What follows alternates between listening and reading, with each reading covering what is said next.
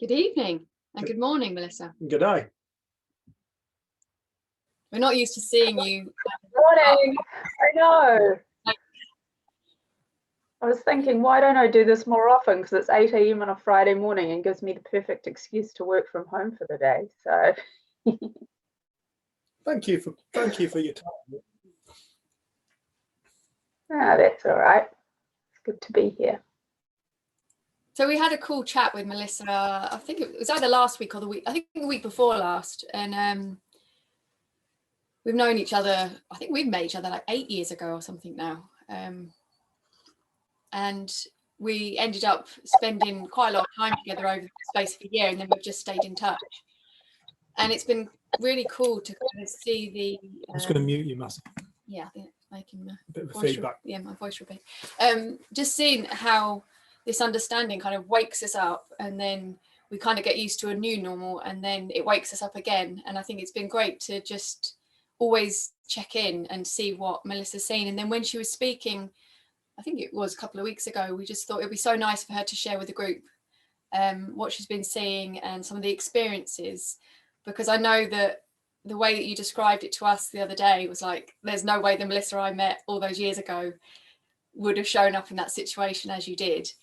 And also it kind of is to step out of our ideas of what it means to understand the principles and where we come from. And so I just felt the story itself was cool. And I loved being able to be part of your journey into kind of getting there. And I know what a huge thing this has been for you. And I don't know how much you want to go into kind of how you came across it, but you've got as much time as you want. If you'd like to introduce yourself and kind of how you came to this and how we met, or if you just want to kind of speak about what you've been seeing recently, it's totally up to you. Is there anything you wanted to add? Let's check we're recording. We are recording. No, nothing I want to add, but just thank you. And thank you everybody for joining us. We'll mute ourselves. Okay, is it over to me? Okay, hi everyone, and yeah, thanks for listening. So yeah, as Jenny said, so I first came across the principles. Yeah, so I'll give you a brief introduction. So yeah, so my name's Melissa. I'm from New Zealand, so I currently live in Auckland, but I'm from a small little country town in New Zealand, so I'll always be a country girl at heart. So came across the principles. So yeah, I'll give it a brief introduction. So I was bulimic off and on for about 17 years and was massively as you do, on the hunt for a solution, wanting to fix myself, and was convinced that I was broken. Yeah, and I've been told innocently, I know, by various counsellors and things, that I was broken, and that it takes time to fix this, that it will take years of therapy and a lot of hard work and a lot of willpower, and I was quite deflated by it, really, to be honest. And I would do this funny thing where I would get so annoyed and deflated, I would give up trying to fix myself, because it was just so exhausting.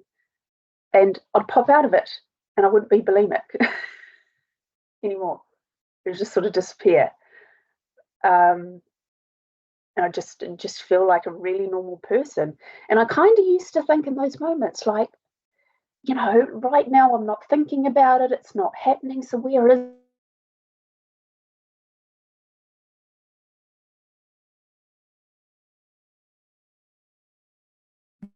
It's got to be an internet connection.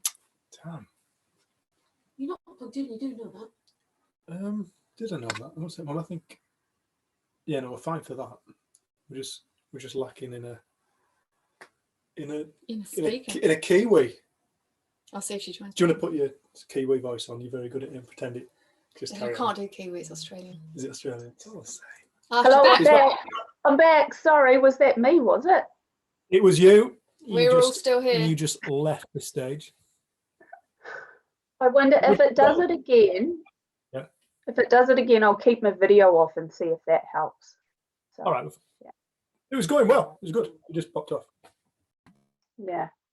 So where was I? So yeah, I'd noticed that when I stopped trying to fix myself, it would just sort of disappear. And I did wonder, like in these moments, I'm not thinking about it. It's not here. So where really is the problem? Um, you know, but I'd sort of been convinced or sort of innocently told by various people that, it's in your chakras, it's in your brain, it's in in all sorts of places apparently. Anyway, but it was through this searching, I came across Michael Neal through Hay House Radio actually. And I just remember thinking there's something this guy is saying that really makes sense to me. It was just really resonating. And I then, this was 2011, started 2012, went on a trip to the UK, and Michael happened to be speaking at a church in London. So I went along and listened to his talk. Long story short, had a massive insight.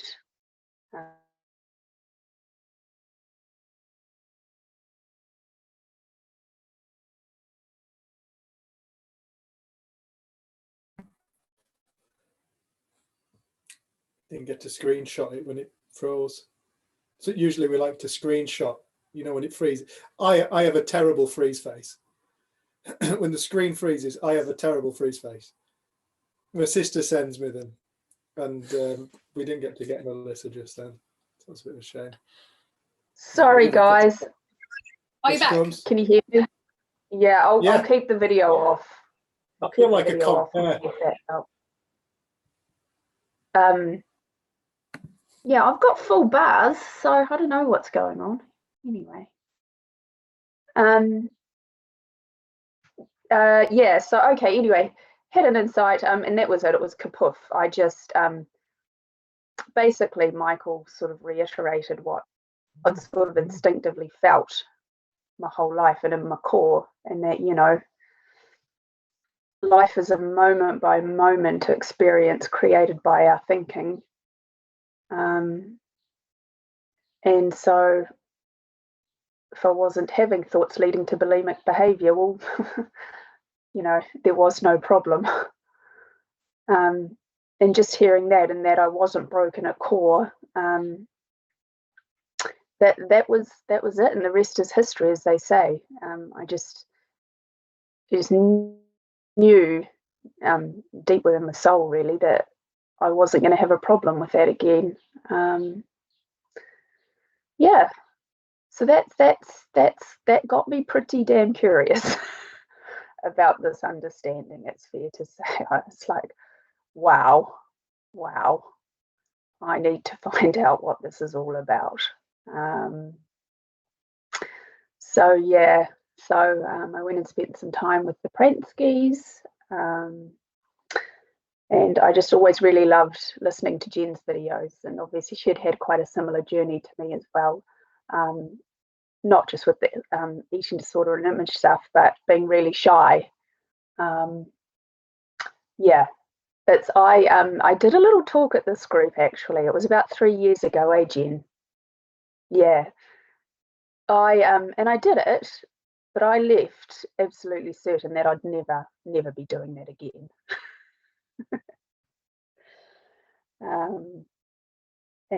And here I am, so but the particular story that I wanted to share today, so that's how I got into the principles.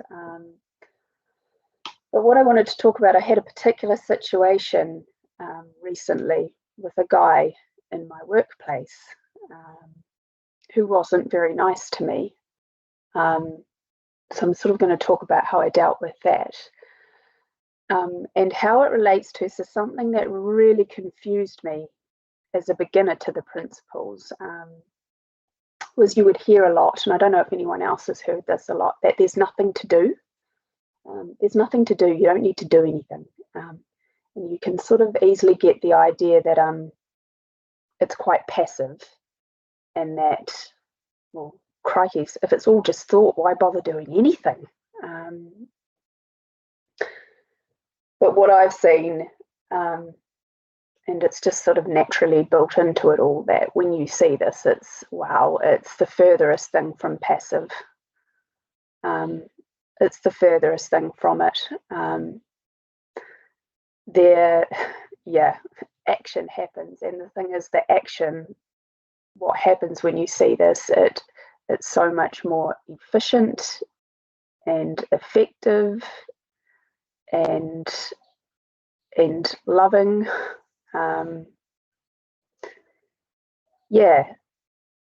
So I'll now relate this back to my little story. So basically, I felt like this guy in my workplace, he was been a bit of a bully, really. Just not nice at all. It was like he just like he hated me, basically. There was just something about me. And we've probably, I think, all had that situation we can relate to, where, you know, we can just tell we annoy someone a little bit or someone annoys us, just really annoys us. We just find it hard. He was quite patronizing, quite demeaning. Anyway, you get a lot of this in the workplace, so I just thought that, I'll put my head down and carry on, and as time goes on, he'll get to know me. But it didn't. And there were moments where he did get a bit better, but then it was like he was really trying, but he couldn't hold it for long. And then he slipped again. And I didn't want to make a big fuss. And part of me was still really, really too scared to do anything about it as well at the same time. Too scared to speak up. And then one day, it was just before Christmas, a couple of weeks before the end of last year. And I was sitting at my desk, and he walked past me, and I asked him a question. And he just turned around, and he gave me just a really, really snaky, awful answer. And then the look on his face, it's like he hated my guts. And something in me just,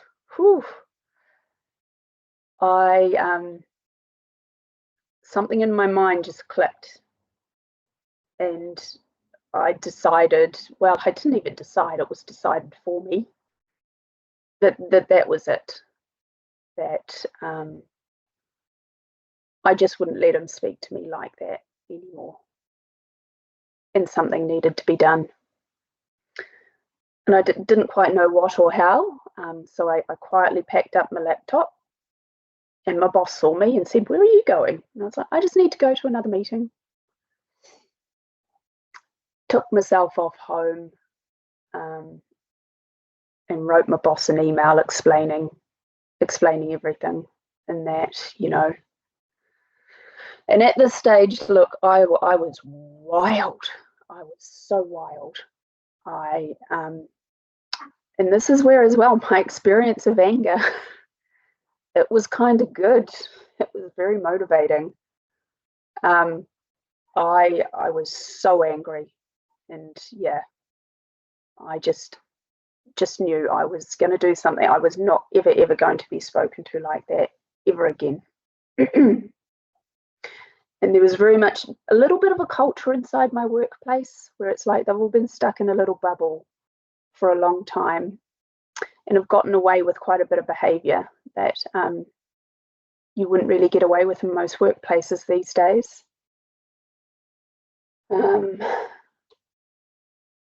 But anyway, so at this stage as well, I was going in and out of, I would feel very full of love for him and could see that he was still a good person underneath, but then I would flip to extreme anger, and I wanted to really get him at the same time, and was thinking about going down the legal route with him. But see, the good thing is, knowing knowing what I know, yeah, and having this understanding, I knew that if I knee-jerk reacted and acted from my pissed off place, it just wasn't going to be good. And I would potentially end up feeling worse off than he would. Way worse off. And it might have even been that he were found guilty and fired, but 6 months down the track, I know what I'm like. I can well end up regretting that action. So I asked my boss to please just give me time, just give me a week, because I just needed to calm down and get quiet. And get really clear about what I wanted to do.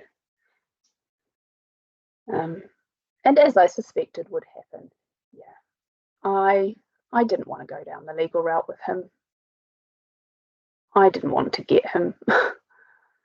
I wanted to sit down with him and just have a talk with him.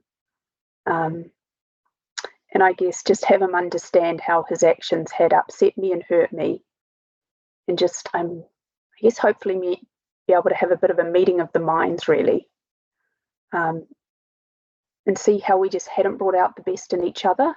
Because here's the thing, because I had been a bit of a shit too, because he would be what I thought was mean to me. So I would dig my heels in and be a bit stubborn with not doing some things or doing them, you know. He would give me something to do or want me to help with something, but I'd put it to the bottom of the list because I'd think, well, you speak to me like I'm shit on your shoes, so why would I put it to the top of the list? So we got into a little bit of a loggerheads like that, you see, and just, yeah. I'm sure we've all been there. You can see the spiral and you just don't bring out the best in each other at all. Yeah.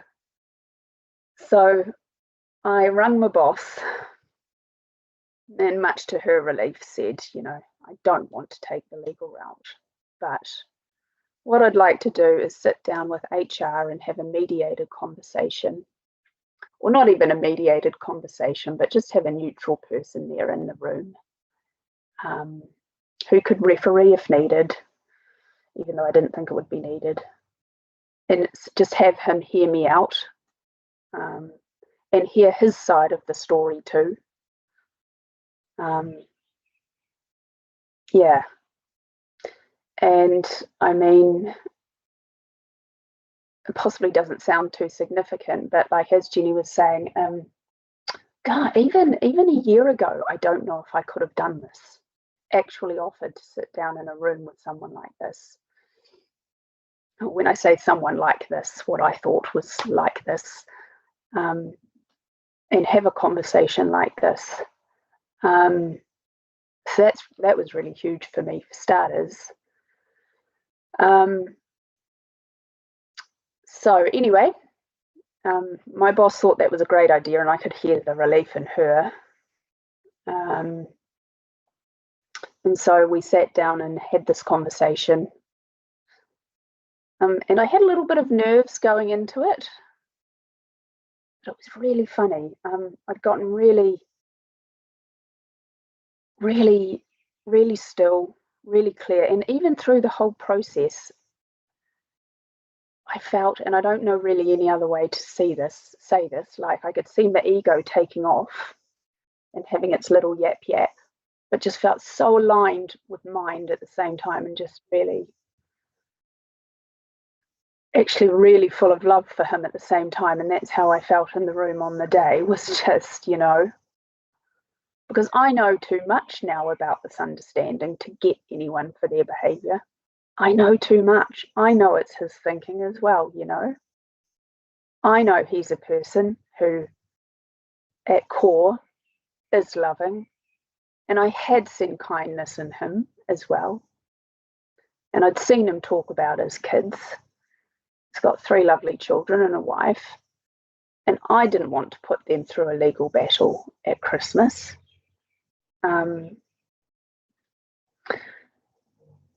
So I'd made some notes for myself, but the funny thing was, in the room, I didn't need them at all. And I felt like, here's the thing, in the room, I felt like it wasn't even me speaking It just, yeah. But the perfect words came out of me. And I was able to explain to him. And I actually got really upset. I even got a little bit of the what I call the ugly cries as I was saying it. But here's the thing, I had the ugly cries, but even that felt kind of good, and I still felt so aligned with Mind, and still so full of love for him. And I feel like because of that, he could really see, and he got to see how he'd affected me. And I could see in that moment, and then at the end of the talk, he looked at me and he was shaking his head, and we just looked at each other. And he was just shaking his head, and it was like he was kind of gobsmacked. And I could just see it then in his eyes. He was so sorry. He was really, really sorry. You know. And I got to explain to him, you know, I don't want to come to work and annoy anyone and piss anyone off. I said, I actually want to do a good job and want to help. And I said, I know you're the same too. And I can see where I've done things to annoy you, and I'm sorry for that. So the approach as well, it was just so different. There was no attack and defense. There was just no attack and defense. And basically we just had a really lovely resolution to a problem which could have been so much more horrible.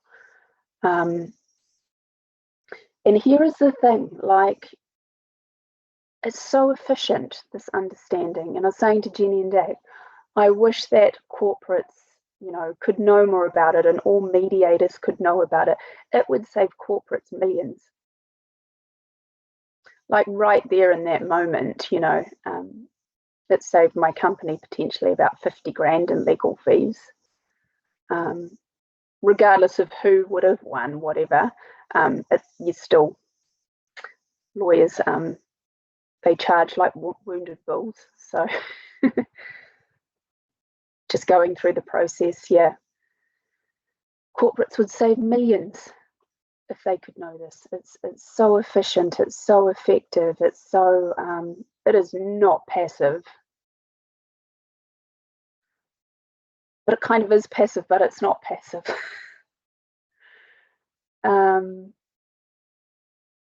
Yeah, it was, and that's kind of the story, really. And one thing I like that Dave really said the other day is what I got to see through this too is how good anger can be sometimes, you know, like as Dave said, you get shit done when you're angry. Yeah, so it's like I had the right amount of anger to drive me along and motivate me, and that combined with being aligned with Mind, just sort of, and feeling full of love for him, it was a potent mix. It was a potent mix for resolving a situation that, you know, going down a traditional route would have taken months. And been so horrible and so awful and so stressful. Not just for me and for him, but for his family, for other people in the workplace who would have got pulled into it as well. Yeah, and it's what's crazy, motivation and willpower just becomes a redundant concept.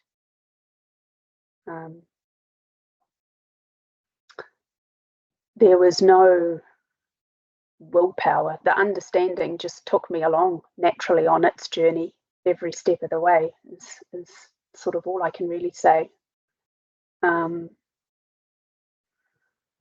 Is this making any sense, Jenny and Dave? Anyone? No, it definitely is. Definitely, love.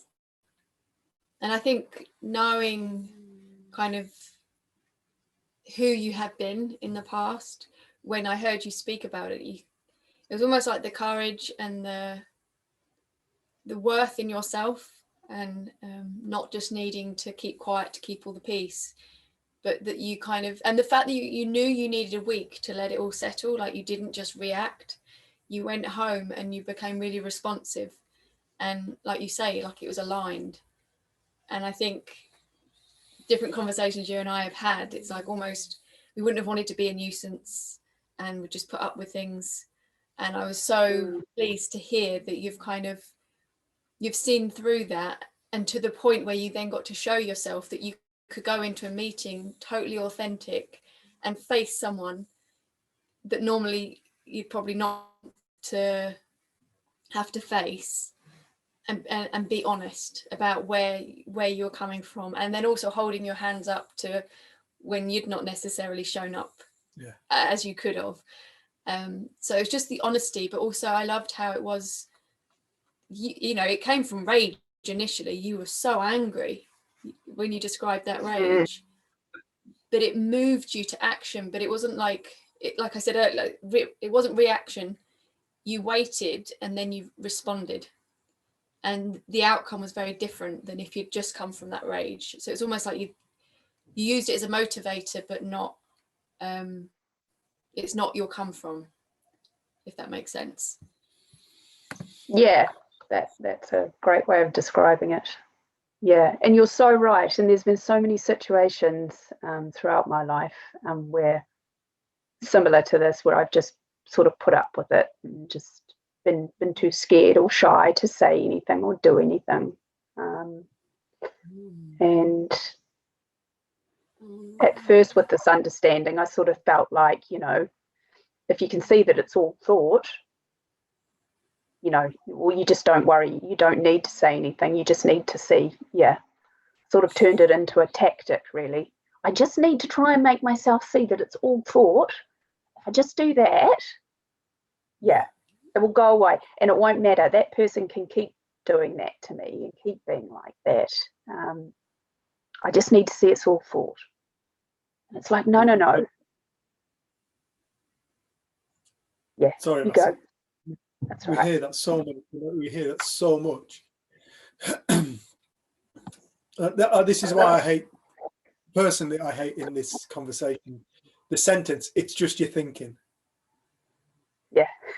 That's no, please don't stop there. Please don't stop there. Don't stop at that point. Oh, it's just thinking. Go beyond that. Go beyond that, because it's not just thinking. It's reality being created in a moment. That's not just anything. That is miraculous. Something to become so aware of. I think this is why I loved when I listened to Sid the first time I ever heard anything. When I realized the power of thought, it's not just a thought. The power of thought is the most inexplicable event you can possibly imagine. It's the most phenomenal power. It's the most creative substance.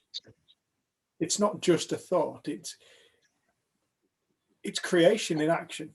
It's nothing to just adjust to, because it's your entire life in the moment.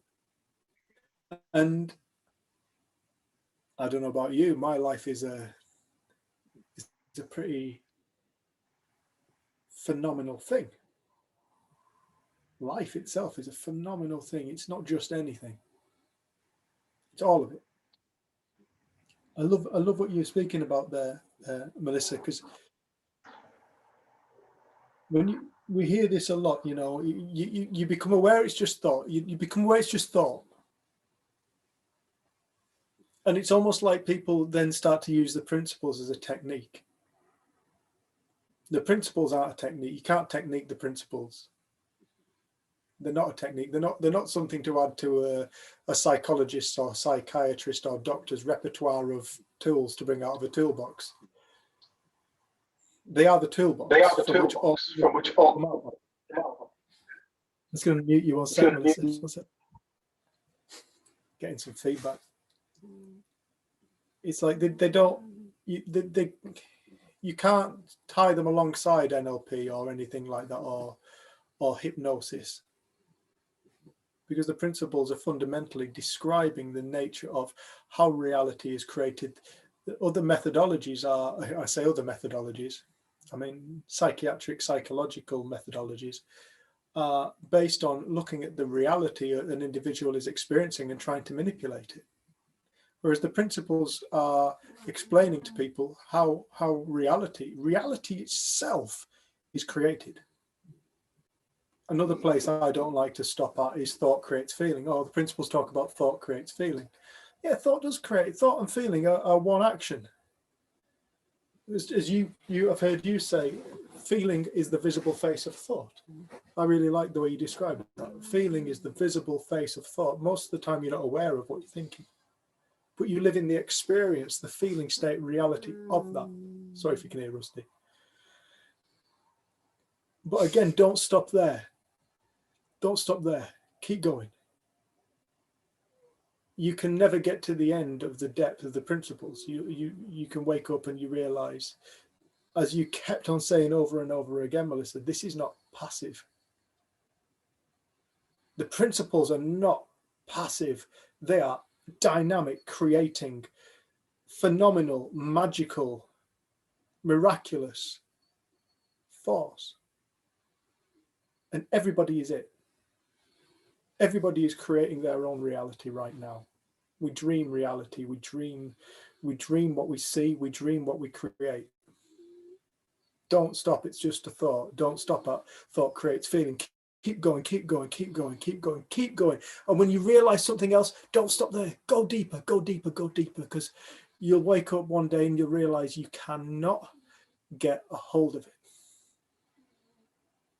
You realize what you've embarked on in this conversation is not something that is passive.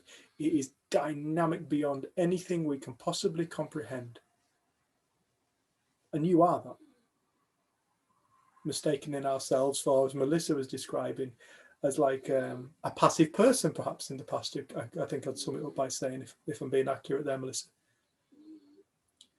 But when people start to find the freedom within their own mind, when I say freedom, what is that freedom? What's the freedom? If you're finding freedom, what does that? What was encapsulating it? What was the prison? What was the cell that you actually found freedom from? Well, you pretty quickly start to wake up and see the logic of the only prison I was ever living in was one that I had created for myself. It was my own mind. I remember a lad in prison actually said that to me. He said, "Dave, I'm free. Can you believe I'm stood here in the middle of prison? I'm telling you now, I'm free." He said, "I can't believe it." He said, "I've never felt so free in my life. I'm in prison." He said, "These fences and these walls were not my prison. My prison was my mind, my beliefs. All the things we dearly and desperately hold on to that we think keep us safe and make us who we are. These are our prison." Stories. So no, you're absolutely right, love. I kept on hearing over and over again, this is not passive. No, it's not. This is not just a thought. This is the creative power of the spirit, your spirit creating. And you create the world you see. You create reality. We're all doing it. And we're nothing that we think we are, yet there we appear to be. That's how we appear. That's how we appear in this physical dimension of life. Reality appears as we think. Thought creates reality. And it's certainly not passive. And what anger gets shit done? Yeah, anger can get shit done. You know, I used to be somebody who lived in anger all day, most of the day. I was pissed off about something throughout the day. Even corners. Yeah, I remember getting pissed off driving around the fucking corners. I've driven around millions of corners. I don't know why this is so bad. When I got in that headspace, anything could annoy me. But I think one of the things I remember you saying was when you woke up to this. I mean, when I woke up to this, my anger on the whole died. It doesn't mean I don't get angry. I can get angry. I can get pissed off with things, but I used to live in a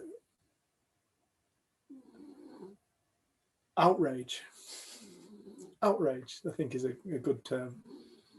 I used to live in so much outrage at people, at situations, at the world, at work.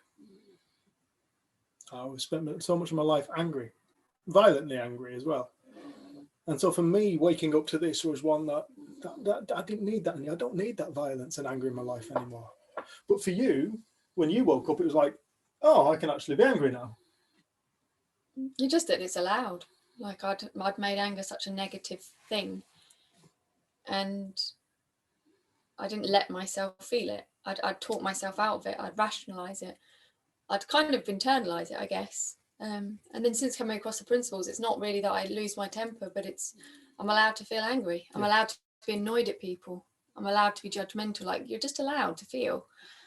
And I think, like Melissa said all right at the beginning, that idea that there's nothing to do in the principles doesn't mean sit down and do nothing. No. But I loved all throughout what you were sharing, Melissa, was this sense that you said it's almost like you were guided through that. It wasn't something you'd ever rehearsed or knew how to deal with, but it came to you in the moment how to respond. And that kind of place exists within us. And sometimes it's just the common sense thing, but it's not that common. Like you say, within business, like I know that when this has gone in as a people within the principles have gone into organizations doing this as a mediation, things that have maybe been going on for years are cleared up in one meeting after people learn about their own experience and take responsibility for their own feeling. How they show up is different, how they listen is different. And I think the practical nature of understanding this is huge. But like you're saying, starting to get a sense that the experience we're in is created from thought is like a starting point to open us up to more and to deeper. And I know that within the primary curriculum that they've created within iHeart, it very much is focusing on getting kids to recognize that reality comes from thought, from within them. And when that gets cleared up, the mind quietens down, because we stop looking for blame. Like, I want to get that guy, I blame that guy, he's created how I feel. And all of that stuff creates noise. But when we start to see the nature of how experience is born and comes to life, it takes stuff off our mind. And when stuff's taken off our mind and we're quieter, it seems we are gifted insight and we see things different. So it's not that that's not a helpful thing to realize, but it's like, don't stop there. And like, I know when I first came across this, it'd be like, oh, it's just your thinking. I was going to get annoyed, but then I realized it was just thinking. And it was like this. Which is useful. And at the time, it worked. Like, I'd see that I was getting caught up about something. I'd realize it was just thought and I wouldn't bother doing it. So there is a benefit to it, but it's knowing that this understanding is so much deeper than seeing that. I wanted to just go back to Melissa. Like, is there anything else you wanted to add since we've waffled on? Just one thing that I thought of was, so I haven't particularly enjoyed this job for various reasons. And I was sort of thinking as well, yeah, you know, if I can just see that it's just all thought, you don't need to change jobs. It's, you know, because, you know, the experience is created from my thinking. So it's my thinking that's the problem, not the job. So, but yeah, it doesn't mean you have to stay. And here's the thing, the conclusion I've come to, I probably will leave at some stage. And it's gotten to a really good point, like clearing up this matter with this guy has just, oh my goodness, the relief and pressure has just been huge. And as a result, the last 2 weeks of the year last year were just the best 2 weeks of that whole working year. Dare I say it, I nearly even bloody enjoyed myself. Um, and I felt like you then start to see so much other stuff different. People who I thought were grumpy, you're sort of talking to them all of a sudden as well. And, and with having that off my mind, and here's the other thing with the efficiency, oh my goodness, my productivity just went through the roof. I'm a PA to 2 chiefs. And for one particular chief, I got all of his reoccurring meetings set up for the whole entire year of 2021 ahead. So I was able to come back after the Christmas holidays in such a different mindset, knowing that I had such a huge chunk of work already organised, because I was just so clear. I had that off my mind and could focus and concentrate and just, got so much done. So, I mean, again, for corporates from that perspective, great. But where I'm getting to with my personal story is, so it's actually been going really, really well. But I know that I'm probably still going to leave anyway, and I've had my CV done up, and I'm going to start to, I'd really love to look for a job closer to home so I don't have to commute. But I'm going to be leaving from such a different place and for such different reasons, not because I'm knee-jerk reacting and running away, because, and there'll be no bad feeling. I've kept my professionalism. I'll leave with good references and recommendations, having made a lot of friends there as well. So I just wanted to add that too. You don't have to just see, it's not just all thought and so, just stay in the job forever, because the problem's my thinking. It doesn't mean that. I don't know if you want to speak to it, Melissa, but the other thing that you kind of saw, you were mentioning after the retreat that in November about perfection. I don't know if you've got anything you want to say to that today, because I know we hadn't talked about it, but that was something else that I thought was, when you were speaking about it, it was so fresh. And you said at the time, it was so funny because that week you'd kind of been caught up about something. You're like, when you were speaking, you're like, I so need to be hearing this right now. I needed reminding of that. But it was something David said on the retreat that sparked that in you. And then when you'd had your insight and you were sharing it, Dave was like, I so need to be hearing this. Well, I can try. So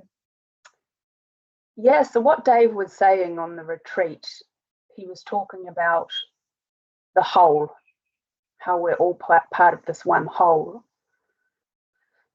and how everything is perfect and exactly as it should be, right down to the ice caps melting. And kind of hard to explain. I just got this glimpse. Of, holy shit, he's right. Anything that's part of a whole, it means nothing should be any other way than what it is, because it can't be any other way than what it is.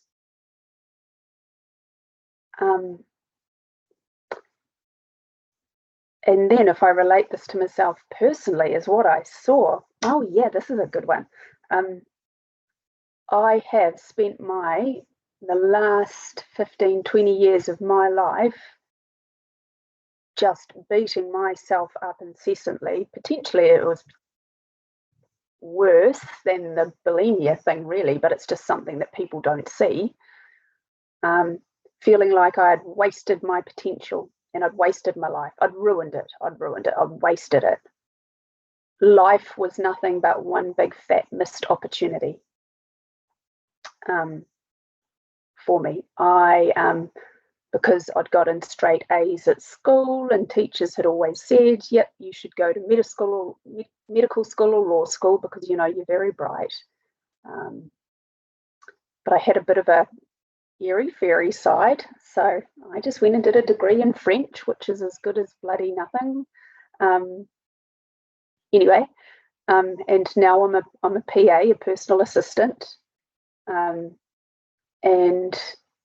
I have just gone at myself and I've spent nearly every day of the past goodness knows how many years just being absolutely obsessed really with what should I do? What should I do with my life? I've got to do something. I've got to study. I've got to be something more, something better.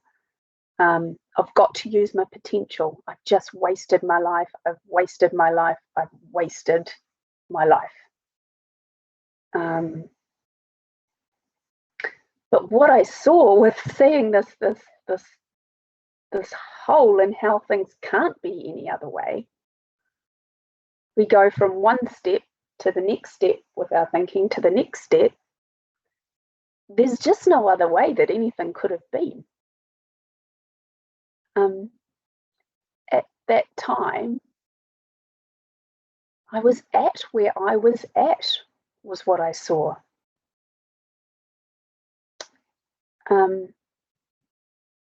As a young teenager, I didn't, and I have to remember this because I would beat myself up and go, I should have, why didn't I stick with law? Why didn't I stick with law? And my mum's a good reminder. She's like, Melissa, no one in the entire world could have bloody well told you what to do. You were so stubborn, such a stubborn shit. And she was right. I did the perfect right thing for me, you know. And that was how I was thinking. That was what I was seeing. So there was no other avenue for me to go down at that time. So therefore, if there was no other avenue, it was the perfect avenue. And in that respect, is what I've even seen, is it's actually meant to be even, because it can't be any other way. So, and what that did for me, it shattered the whole I've wasted my life thing. It's like, no, I haven't. And ironically, it's potentially starting to come out of me and develop even more now because I'm here on this call doing this talk, which I never thought I'd ever do. You know. And so what's been really good about it too. So now for the first time in my life, well, since I was probably at high school, I would say, I'm not wasting all this time in my head and spending all of these hours and days thinking about being or how I should be somewhere other than where I am now. And I'm just getting to enjoy my simple little life. And I said to Jenny, yeah, for the first time, I've just done a little minor renovation on my house, and I love my house and I love being at home. And we can't travel at the moment. We can't plan trips or anything like that. I just want to go to work. And obviously I don't have that other situation at work on my mind anymore. I just want to go to work and just live my simple little life without thinking for once about how I should be somewhere else, you know. And then I was actually thinking about this morning, Jenny. It's funny you bring that up. And then I was thinking, oh man, God's a little tricky trickster because he gives us the ability to think this craziness.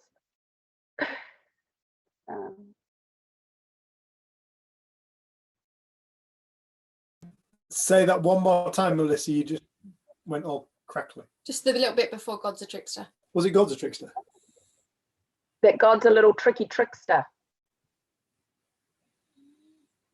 Because he gives us the ability at the same time to think these mad thoughts, to think that we should be somewhere other than where we are. And he's the answer too.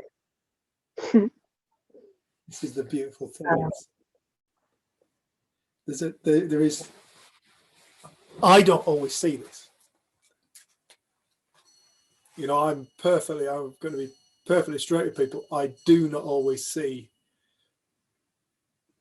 what I became aware of. I don't always see it. I'm a human being. I get pissed off with politicians and blah, blah, blah, and this and that. And I get fed up with not being able to do what I want to do at the moment sometimes. And yeah, get to experience being a human being. And then at some point to come back and realize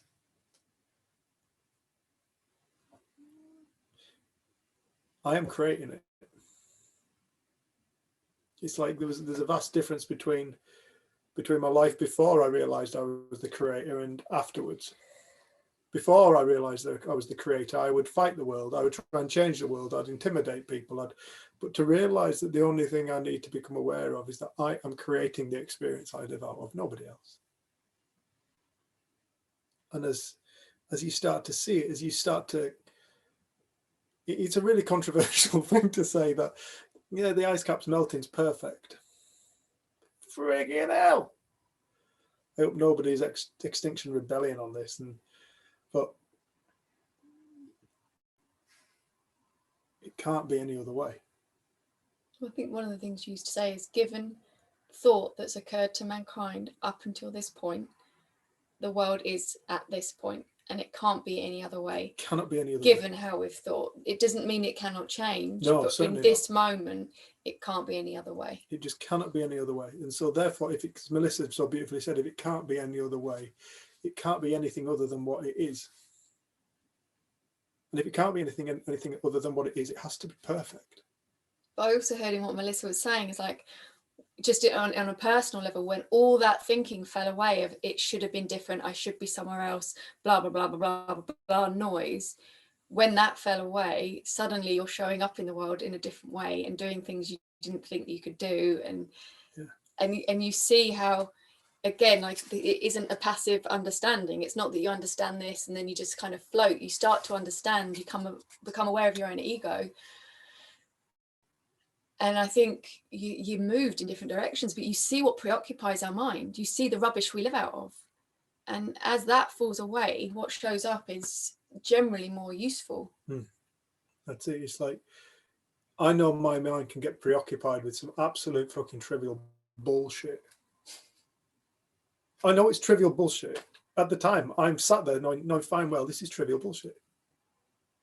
Now, thankfully, I have the patience within myself now to just, sometimes I've just got to sit this out. Sometimes I just have to sit it out. One thing I have learned not to do is go to war with it anymore. I might go for a walk, I might put a talk on or something I want to listen to, or I might have a chat with Jen. Sometimes we get, our minds do get caught up in trivial bullshit. And sometimes, you can ask anybody, do you control all the thoughts that come into your head? It's like, there's nobody else who could be, this is the paradoxical thing about all of this. There's nobody else who can create them for you. Nobody else can create you a thought. So you must be dreaming them up. But at the same time, I don't appear to be choosing them, yet I'm creating them. When you start to look into the mind, you realize it's nothing that works in a linear process. It doesn't work on or off, or yes or no, or good or bad, or blah, blah, blah. It's far more, I remember when I first woke up to it and trying to describe thought, I think I've said this before, I said it was like this. That was the only way I could describe it. It's like that. That's what thought's like. It makes no sense. Your mind doesn't work. We've mentioned this before. It's like in the Western world, which looking at this, as far as I can tell right now, everybody I'm talking to is in the Western world. We've grown up with an Aristotle way of seeing the world, and it's basically what's fed our sciences. And that is, you prove something either to be correct or incorrect. That's what we do. That's how we've been taught. That's what we've been taught from such a young age. That's how we think in the Western world. We think along those twofold way of thinking. You either prove it true or you prove it false. It has to fit into one of those categories, which in our Western world now leaves space for this thing called mystery.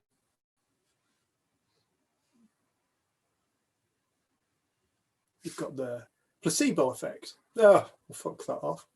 Doesn't fit into any of the yes and no categories. We'll just ignore that. It's an anomaly. You end up with anomalies in this twofold way of looking at things. But in Eastern culture, they have a fourfold way of looking at things, and this is something to consider. If you start to consider this, it really has the potential to open up your heart to see deeper. And that is, something can be true and something can be false. But something that is true can also be false. And something can be neither true nor false. Now, to the Western mind, that's like, well, what the fuck? What's all that about? Sounds very, very complicated. We'll not go there. We'll stick with our, yeah, it's either true or it's false. But when you look at the mind and you look at that point, do I choose every single thought that comes into my head? If I did, would it not be that I'd only ever choose good thoughts? Surely. But at the same time, who's creating them for you? Who else could be creating your thoughts? There is this appearance that we're not in control of our thoughts, yet we're creating them. The mind doesn't work on a yes-no thing. It's like this. It's beyond anything that makes sense to our rational sensory perception of the world. The mind comes before this. The mind creates this. The mind creates this world. There's nothing more powerful in the universe than the mind. It's the creative force of everything that we see. And when humanity isn't aware of it, it creates chaos. Because it looks at its creation and it gets confused by it, it gets scared of it. And then it goes into defensive mode. It becomes afraid of futures and pasts, neither of which exist. Not in this physical realm. They exist in the spiritual realm. Because in the spiritual realm, there is every single possibility. We are the spiritual realm from which this reality emerges. We are all possibilities at all times.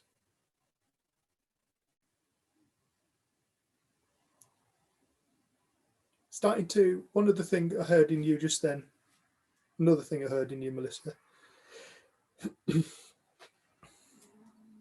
is it creates a humility. When we start to see beyond our ego, when I say our ego, what I'm talking about is our beliefs, our repetitive thoughts, the thoughts we just blindly follow, assume are who we are, what we stand for, can't be changed. When we start to see the nature of thought and we start to realize the nature of ego is just that, it's thought. It's dream state. You start to see that other people are doing it. I love the way you said that you saw your work colleague was doing exactly the same thing. There's a humility born in that place where you no longer are going up against the world and fighting it. You sit back, and again, this isn't passive. Love's not passive.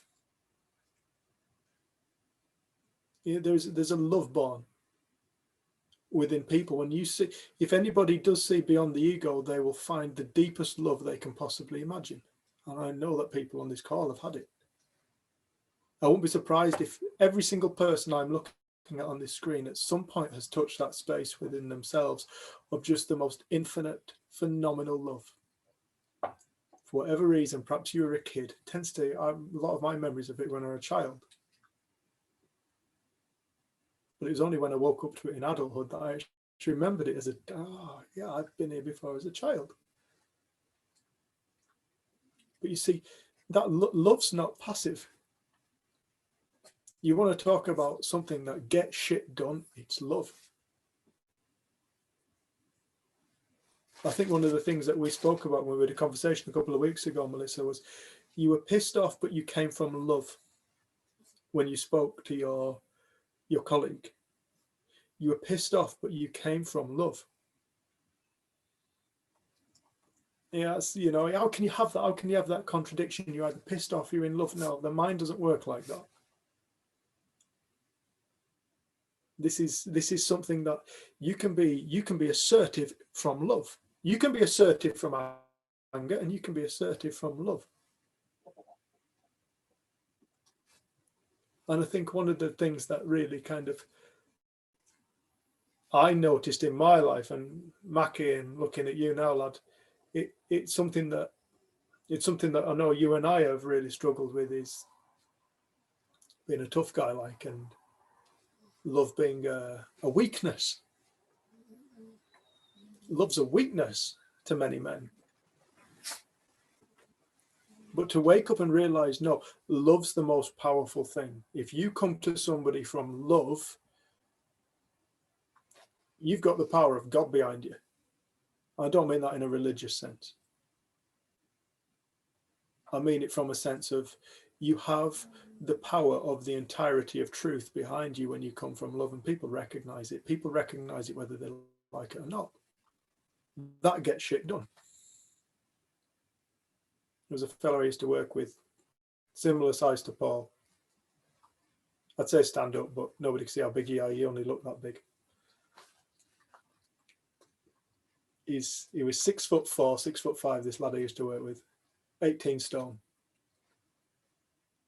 He's a man mountain.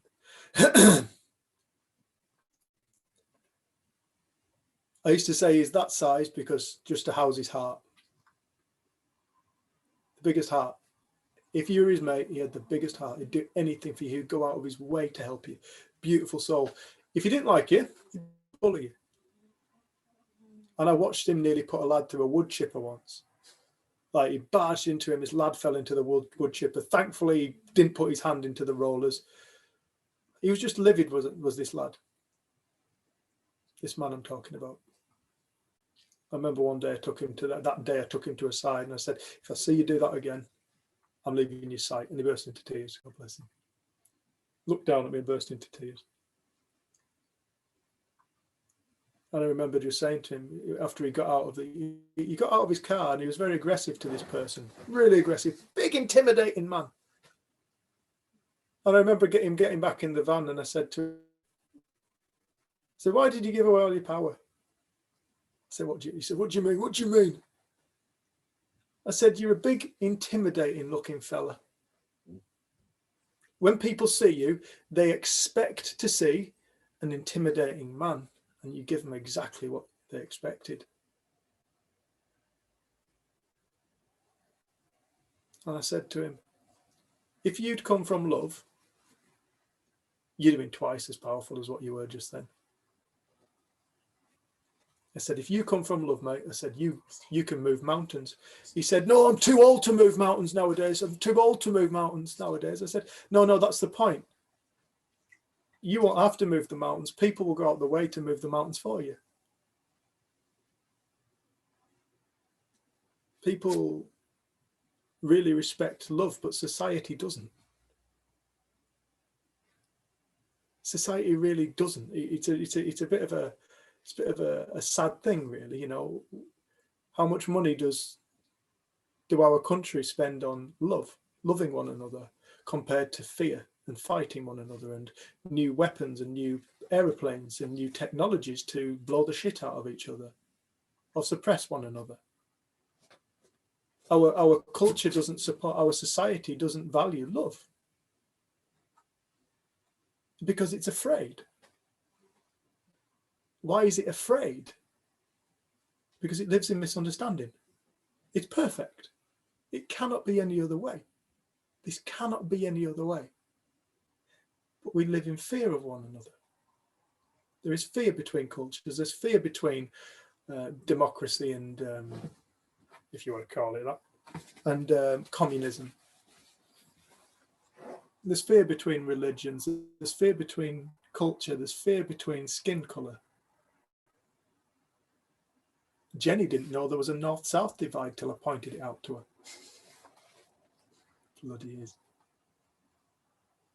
But why do we live like this? Well, we live like this because we idly believe, and we don't know that's what's going on. We don't know the nature of how reality exists. We don't realize the nature of reality being one of thought.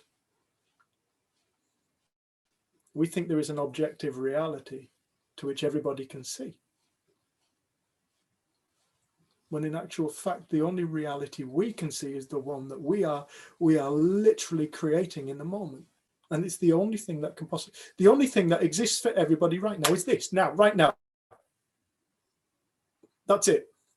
Not what happened yesterday, not what's going to happen tomorrow, not what's going to happen later on tonight, not what you're going to dream about, not what's going to be like at work for Melissa.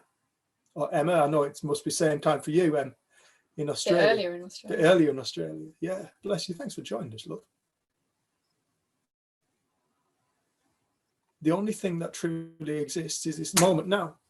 That's it. This is it, right here, right now. This is life taking place. This is it. It's here. You are it. Many people are waiting for life to start. Can't wait for life to get back to normal. What the fuck's normal? What's normal? There is no normal in this. Life's never going to go back to normal. It never has been normal. Life is an ever-changing thing. People are waiting for life to start again. No, it's never stopped. Life doesn't stop.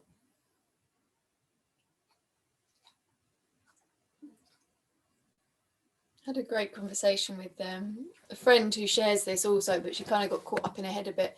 So she booked in just to have like an hour chat with me earlier today. And I was saying, at the moment, it feels, kind of looking back, there's been so much like ease in my life since coming across the principles in so many ways. And I said it's kind of, in a way, this time has been, is what you share true? Are you able to experience peace in this time where, you know, you're not allowed to go and visit your family, you're not allowed to do this, there are more restrictions, there's stuff happening in the world. Can you still experience peace and love? There's loads of there's a contrast between belief at the moment on both sides. Can I listen to both sides in a neutral way? Like, it feels like this understanding has been so helpful in my life, but right now I'm like, it's almost like it's proving itself again and again and again, the truth of it. Because like you were saying, this will only ever be, the experience you're in is only ever going to be a reflection of your own mind. And like I've realized in conversations and listening to both sides or all sides, when my ego gets up and I get in that feeling of righteousness, and it's like, that's the opportunity to go inside. It's not the opportunity to point fingers and look outside and blame.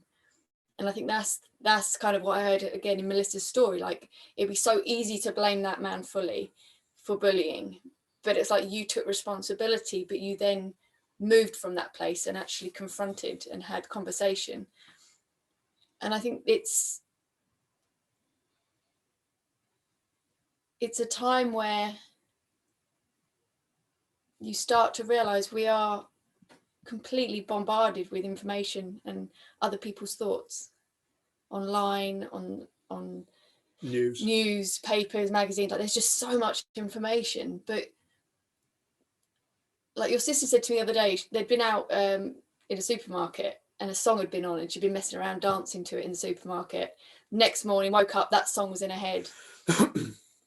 It wasn't in her partner's head. He'd been in the supermarket, that song hadn't come to mind. And it's not to say there aren't influences all around us, But like you were saying, do we choose thought or not? But why did it come to her mind that next morning and not his?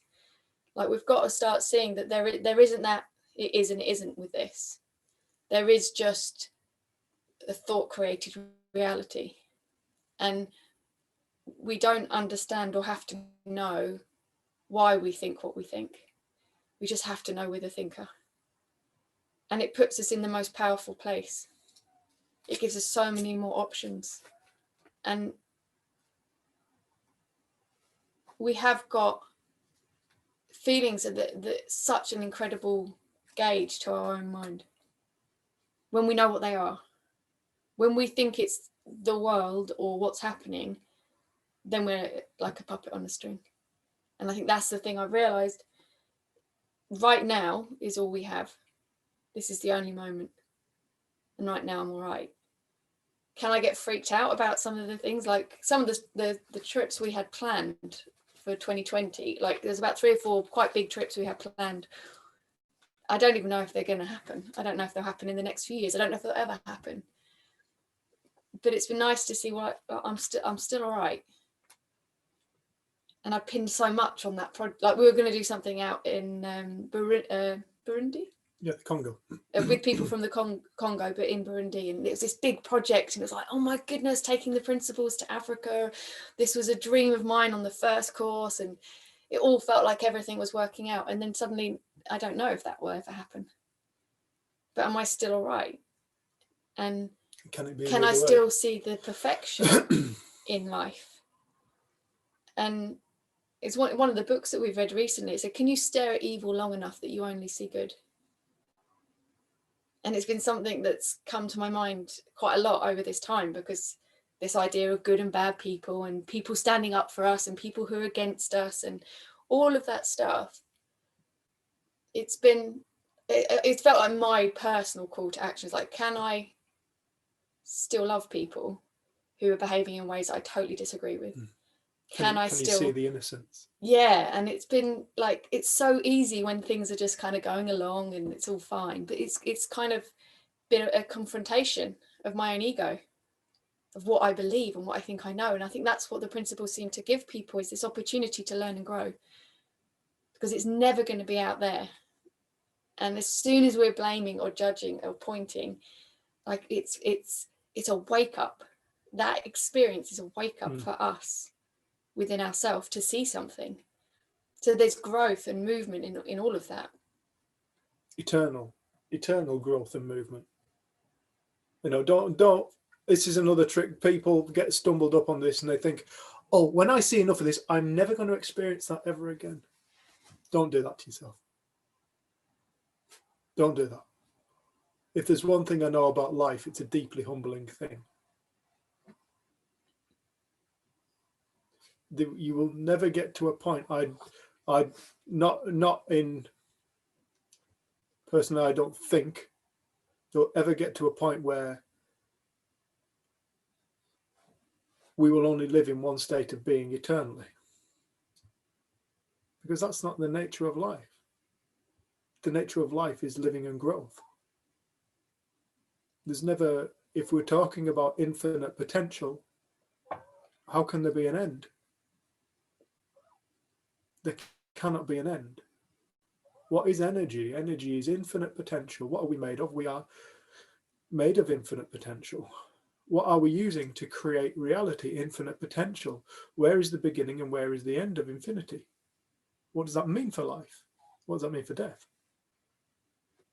What does that mean for states of being?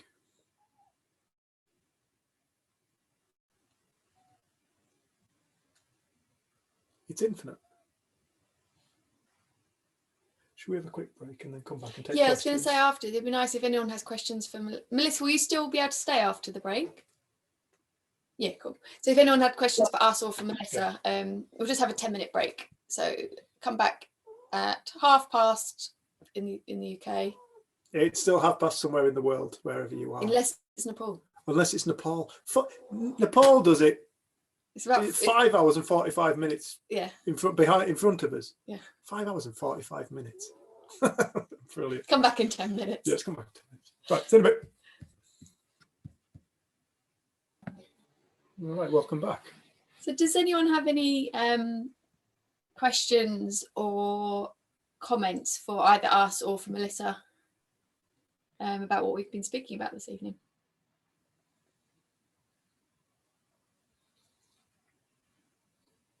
Jackie? Oh, okay, Jack. Can't see you there. Okay. Do you want me to unmute you? Oh, yeah. Am I all right now? Can you hear me? Yeah. Yeah. Okay.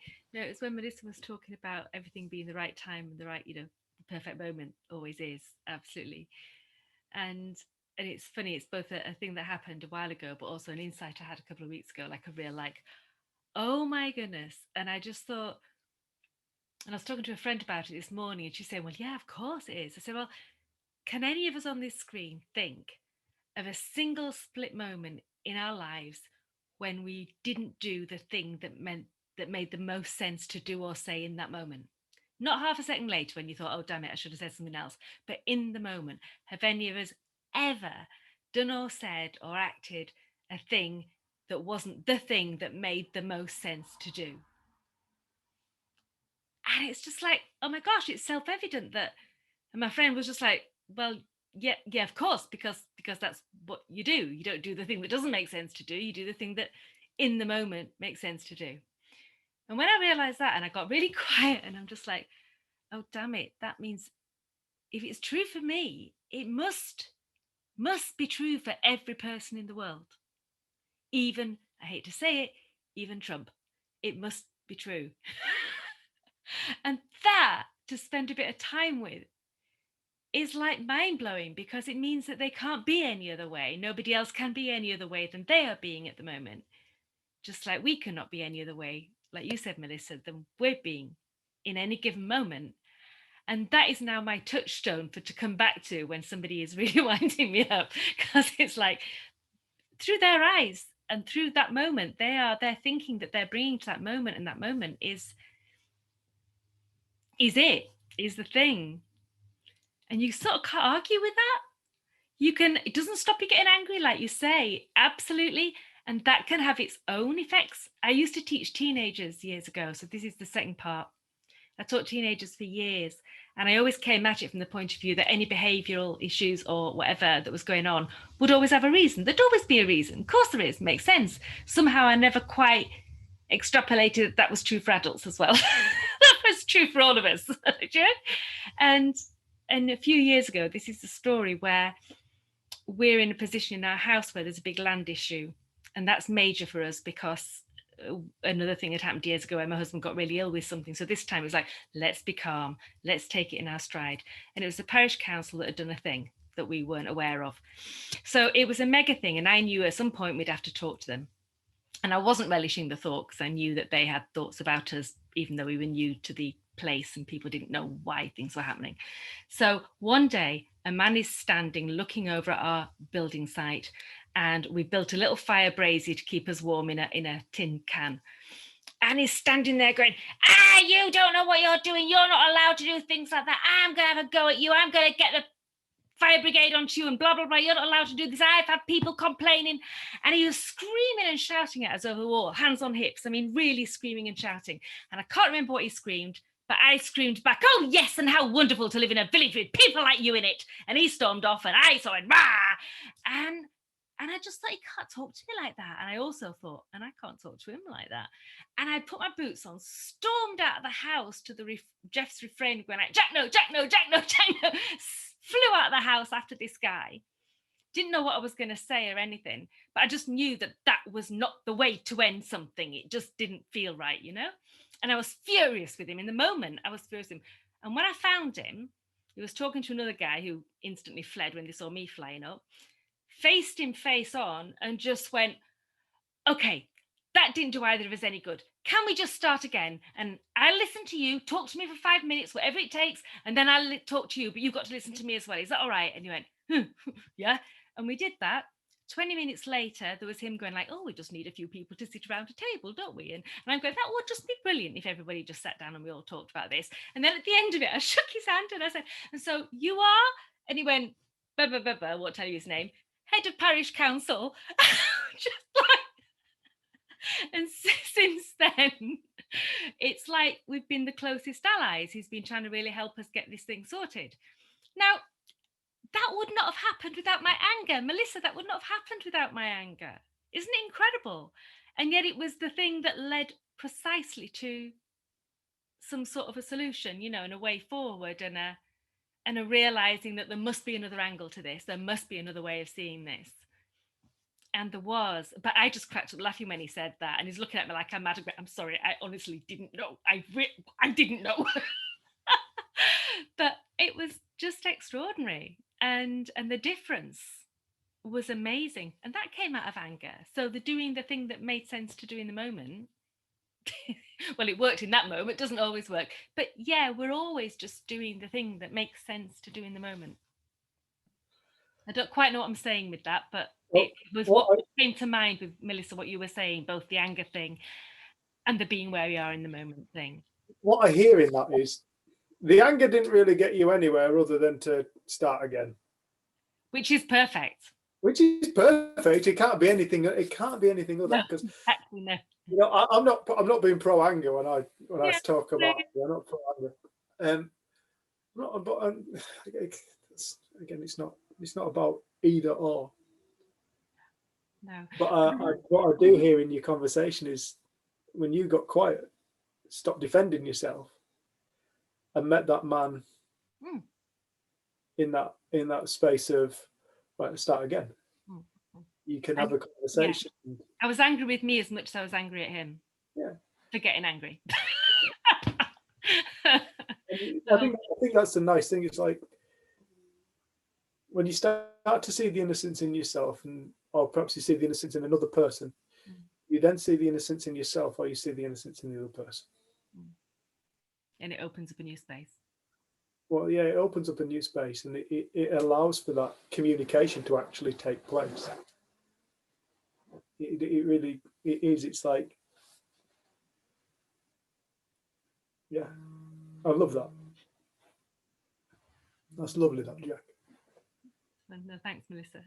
Sounds like a good ally. Ally. Yeah, it's mad. It's great. Yeah. We'll get your extension. Oh, it's a bit bigger than that. Well, not the thing, but the problem. It will resolve. I have absolute faith. It will get there. I absolutely love that story. Thank you. I love it. Yeah, I loved yours too. Amazing. Thanks.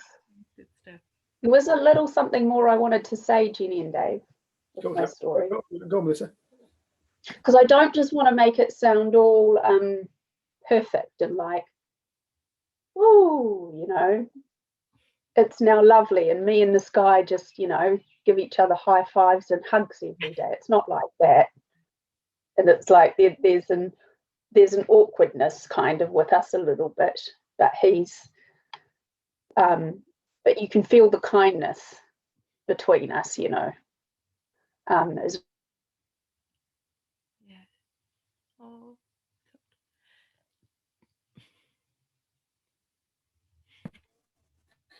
She'll be back. Oh, there she is. Oh yeah. You back, Melissa? Yeah, stupid thing. Sorry.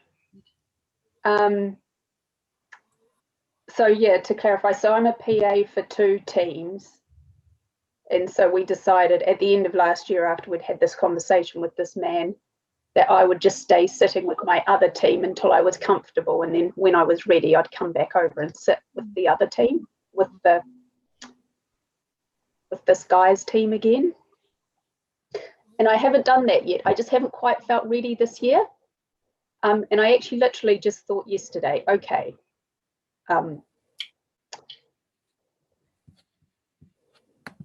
now I'm kind of ready to go back and sit on his side again. So it's not like it's all a big, massive, lovey-dovey story of perfection, but it's still, I don't know, what am I even trying to say? You still keep moving forward. Yeah. It's changed trajectory, hasn't it? It has still changed trajectory. Yeah. Massively. Yeah. This is the thing, you know, we have this amazing gift. Everybody has it. Everybody has the ability to create their lives. Again, this isn't a passive thing. The principles are not a passive thing.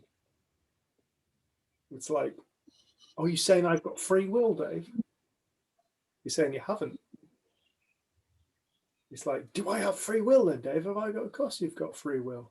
Everybody has free will. But you're saying I don't control my thoughts. Who else is controlling them? God? Oh, now you've created a separation between you and God. All right. No, you are in sole control of the destiny of your life. I love it in Nepal. In Nepal, or in the, was it? Yeah, it was in. Is it Nepal? It's in Nepal, where insurance doesn't really matter. If you have an accident, it's your fault. You took yourself there. That's how it works in Nepal. Is it Nepal? Is it Thailand? I'm sure it's Nepal. I don't know. I'm sure Mahima explained it to us. Like in Nepal, it's like, if you have an accident in your car, it's your fault. You took yourself there. You happened to take yourself there where that accident took place. I love it. It's your free will. You created that accident with your own free will. You put yourself in that position. I remember laughing my head off when I heard about that. I thought that was fantastic. But I also remember driving through Kathmandu and seeing two motorcycles. I mean, you cannot imagine. You cannot. It's like, how do you cram so many cars into like a road and bikes, and there's no space? And you're like, why? How does this work? It works. It just works. But I did see one accident. A motorcyclist ran into the back of another. The front motorcyclist got off. He straightened out his. He was just behind us down here. Straightened out his light, and they laughed. They just laughed about it. Like they didn't come. Go, what the fuck? What's wrong with you? Can you not drive? Like we would have done in the West. It was like my sister described on the retreat. It was like they just laughed.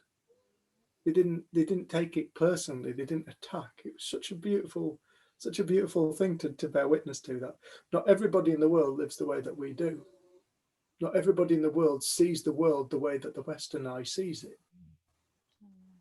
It's such a. I think this is why travel's such a beautiful thing. It opens up your eyes to new ways of seeing the world, and yeah. On free will. But I love that. Sorry. Sorry, am I all right just having a minute just to say something about that, about the free will and the being there at the accident? There's a fantastic tiny folk tale where a guy sees death walking across the courtyard. And so he thinks, oh my goodness, that's awful, death's here. So he runs off to the king and says, can I borrow your horse, the one with heels like wings that I can like fly off to my sisters like 30 miles south of here and get away from death? And the king's like, yeah, of course you can, borrow it. Borrows the horse, flies off. Later the king sees Death walking around and Death's looking really confused, and the king says, what's the matter, Death? Why are you looking so confused? Death goes, well, I'm meant to be picking up a guy like 30 miles south of here a bit later on, but unless he's on a horse with heels like wings, don't know how he's going to make it on time.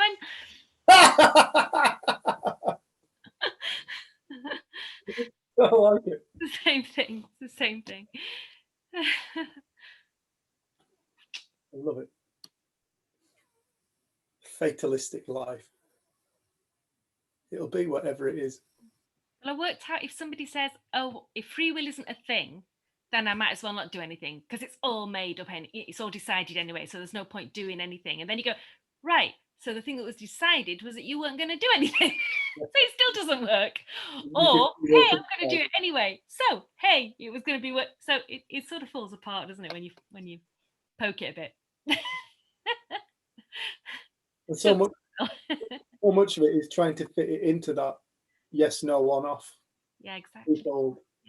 Thing, and we must start to see that life's bigger than yes, no, true or false. This is a mad existence.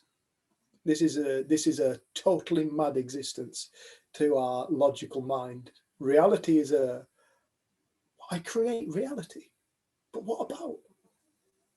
It's like to actually start to consider the notion that we create reality, but at the same time you don't. It's like there is this, am I creating or is God creating? Is this God's creation or is it my creation? Well, it's neither true nor false, right nor wrong. Both are true at the same time.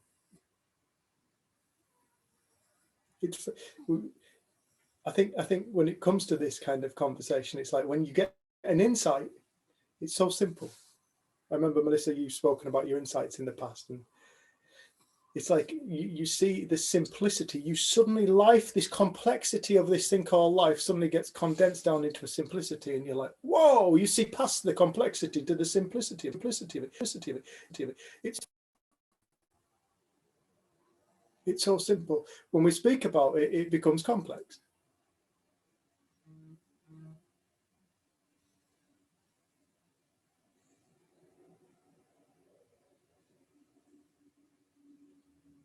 Has anyone else got any questions, either for us or for Melissa, or comments?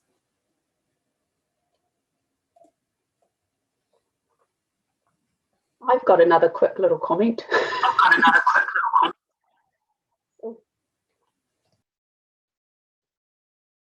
And it was just what Jacqueline was, as she was just saying her story, and it reminded me from before when I was talking about just realizing, yeah, things can't be any other way other than what they are. And the massive thing that it shattered for me was there's just no yeah buts. It just went, there's just no yeah buts. And it's like you say, if it's true for me, it's true for everybody. No yeah but, no yeah but, no yeah but. Yeah, but he's the biggest arsehole in the world. No, there's no yeah but. It's, you know, like I get that this person might be doing things that we traditionally perceive as, you know, arsehole-ish.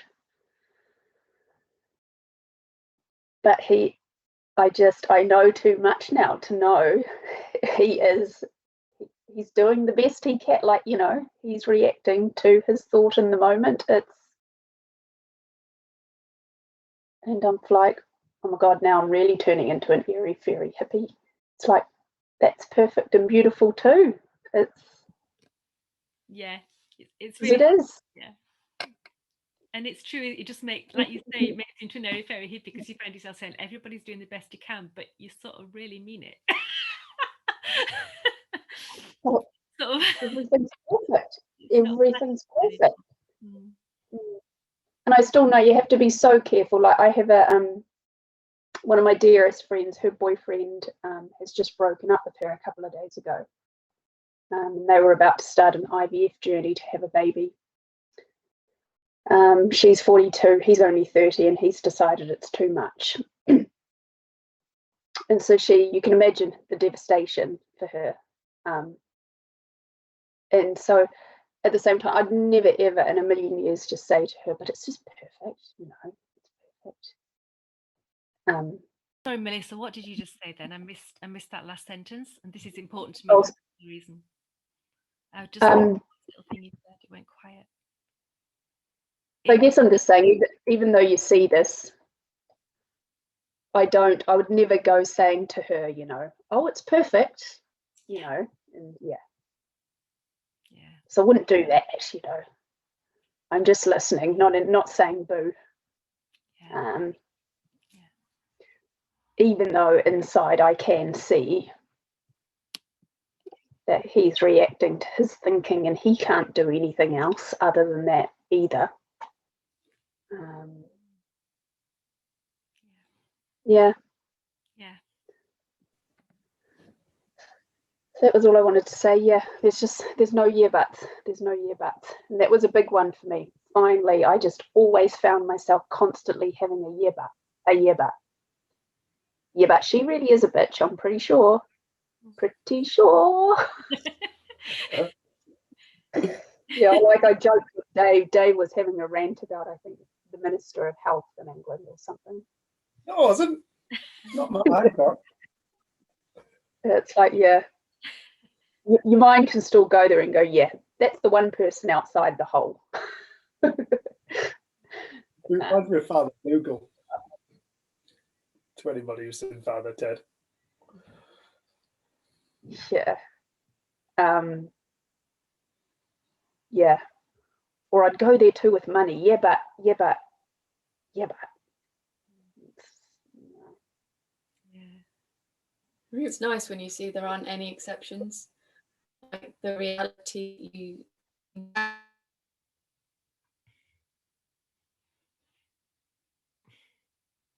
that do things that you're not always going to agree with. Yeah, and it wasn't okay, some of the things he was doing, but the reality you encountered was from within. And I think that's where it's like, it's freedom.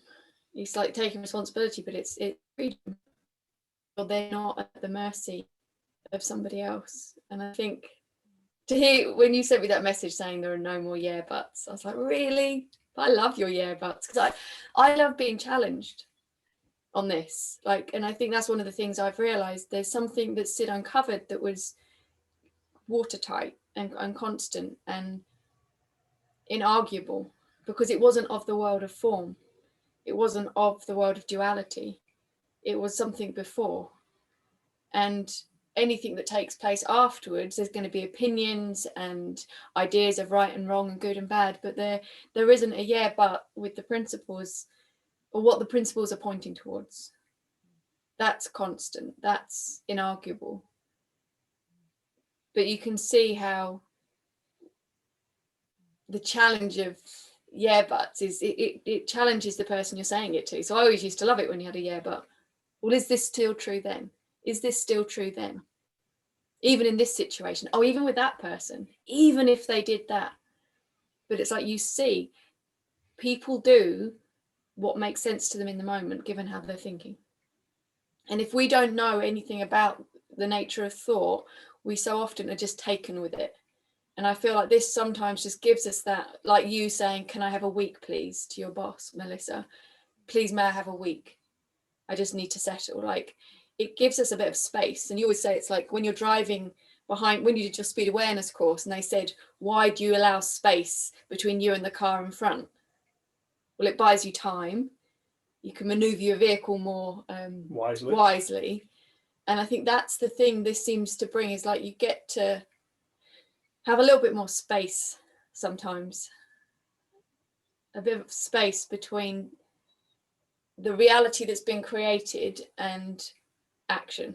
And I think you said you always used to just be nose to tail with life. You're just like, you think it, you'd that, you'd never really have any like time just to consider, is this really going to work out well for me? Is this the best thing to do? I was never really skeptical of my own mind. No, you believed everything that came into your mind. Whatever come into my mind, this is the nature of reality. It looks real.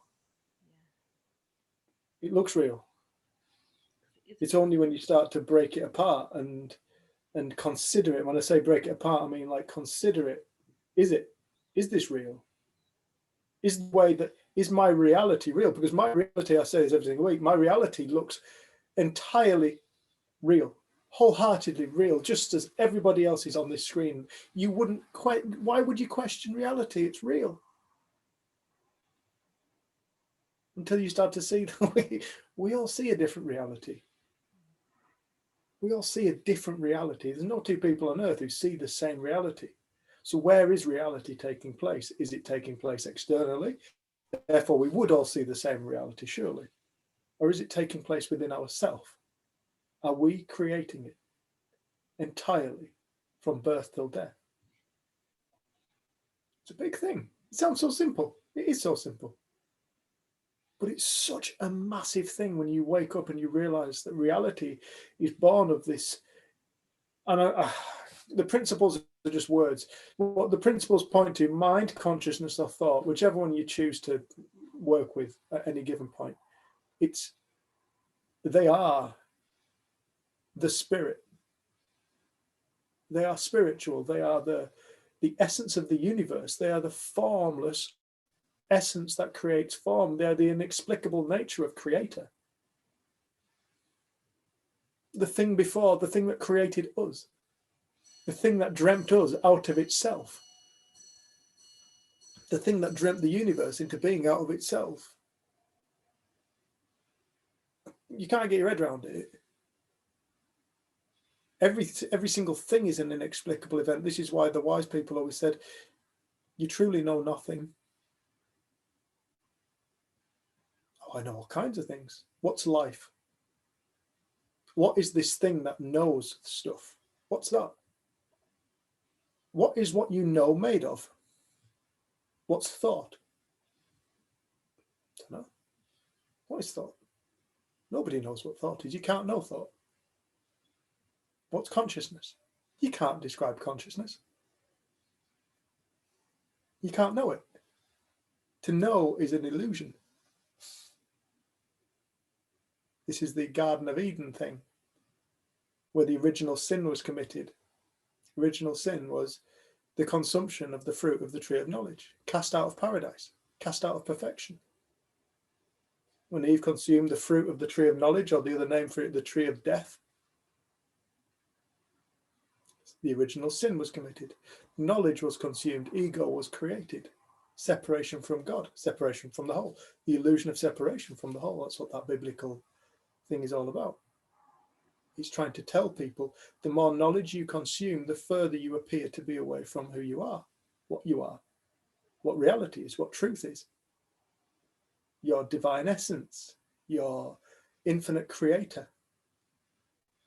I think it allows you to question everything you think you know and believe. And like some of it, you might still be like, no, I totally hang my hat on that. I still believe it.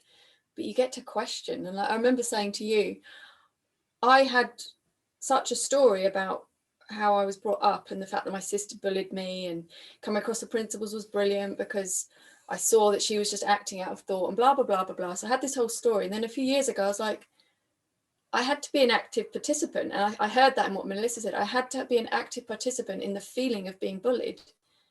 And the way that I just kept my head down and didn't say anything and hoped it would go away and tried not to be a nuisance. But actually, when I talked to Dave and he talked about how him and his sister interacted as siblings, I was like, bloody hell, my sister didn't bully me. Lisa hit you around the head with a Henry the Hoover. You punched her in the face, knocked her out. And I was like, bloody hell, like my sister was like mean to me and told me I was adopted and might like pinch me or something. Like she never really hurt me physically. And it was more kind of just psychological stuff. I was like, but I had this story. It's that north-south divide, to tell you. I had the story that I was bullied by my sister, and I wasn't a participant in that interaction until a few years ago when I'm like, I had to create the experience because the stuff that you're like,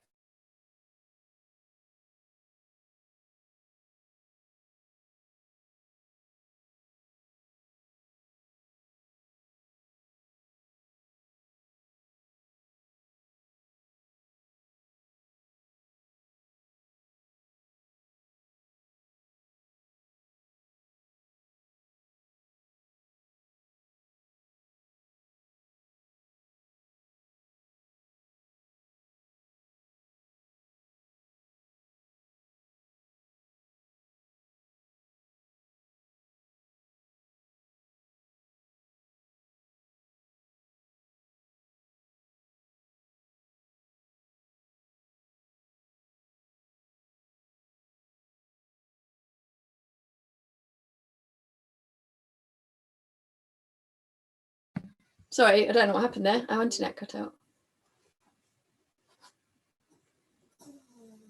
We're back. Come on, chat. Wow, look at Dave's face. Frozen face. Doesn't say that. No, it doesn't. But it was a good frozen face, though. Right, let's go to questions. Can you hear Rusty snoring?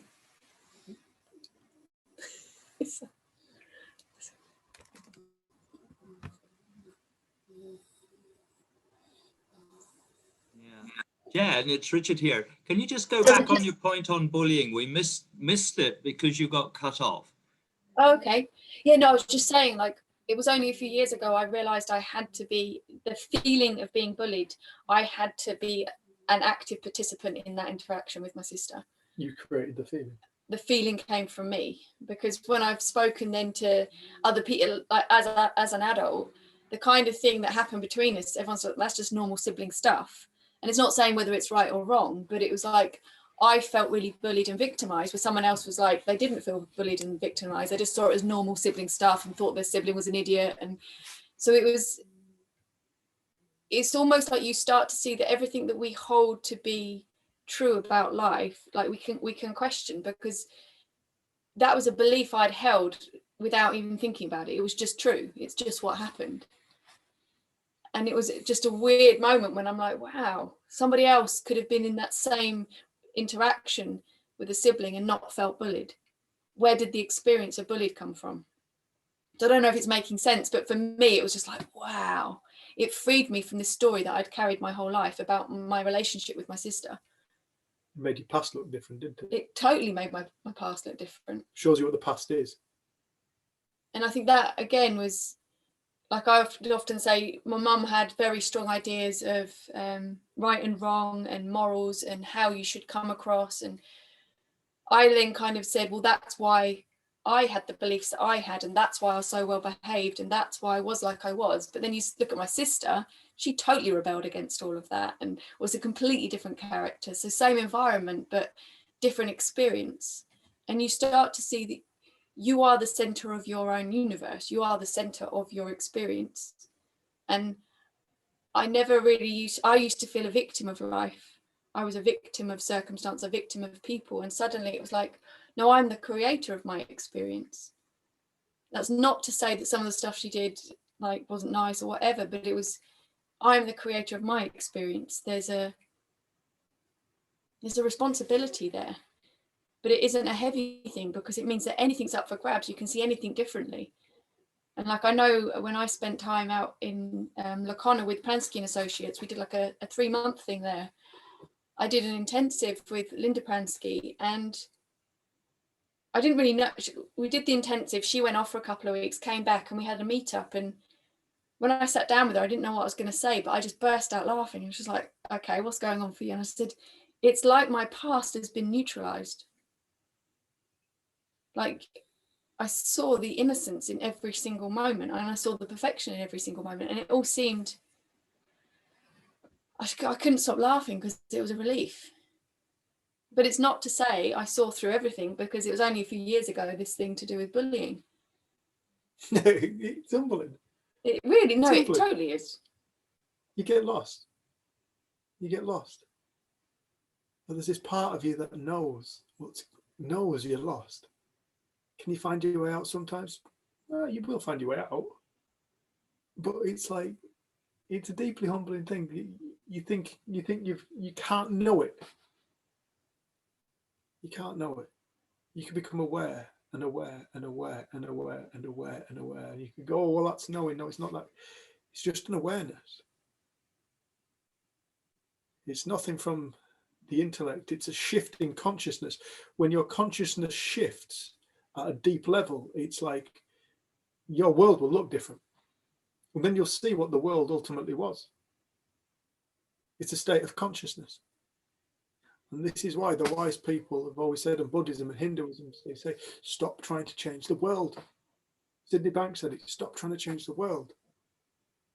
That's why Jesus was constantly pointing people, the kingdom you're looking for, that beautiful world you are looking for, it exists now. It's called heaven. It's called the kingdom of heaven, and it exists within you. Find it. It exists now. It always exists. Change yourself, the world changes. Because the world is a reflection of your mind.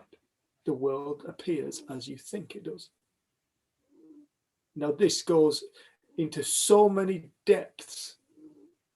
We're only scratching the surface of it. The power of mind in our Western world has been condensed down to thoughts. There are people in this world who use their mind for what appear to be miracles. What's a miracle? Well, we're back to that problem of looking at the world from a twofold point of view, true or false. A miracle's just an anomaly.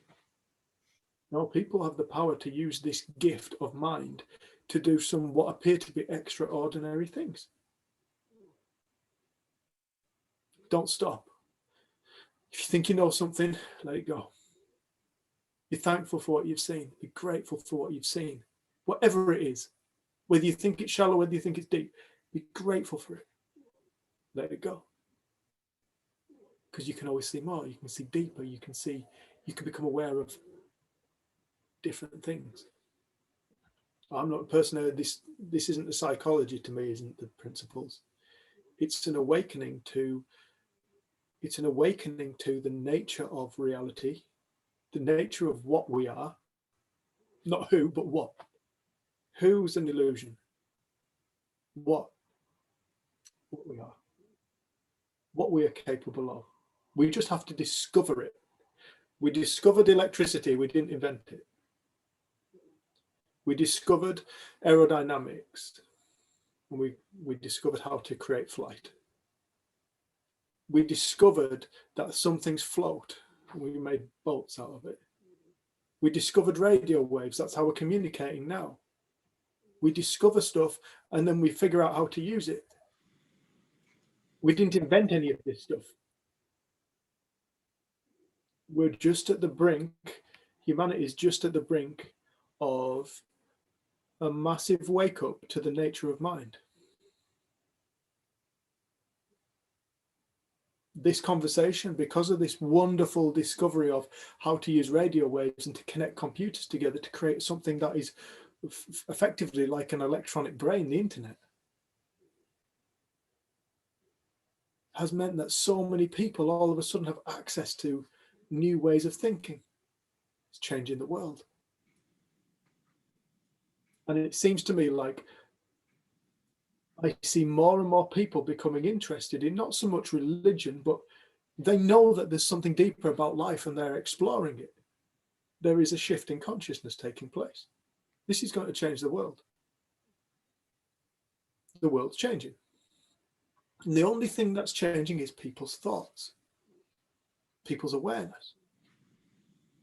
Because from one level of consciousness, from one state of unknowing, I personally created havoc. The moment I became aware, it wasn't that I don't create havoc from time to time, what appears to be havoc, but my life got so much simpler and calmer and quieter and more beautiful and more full of potential. And I realized there are gifts within thought that I can create beyond what I believe possible.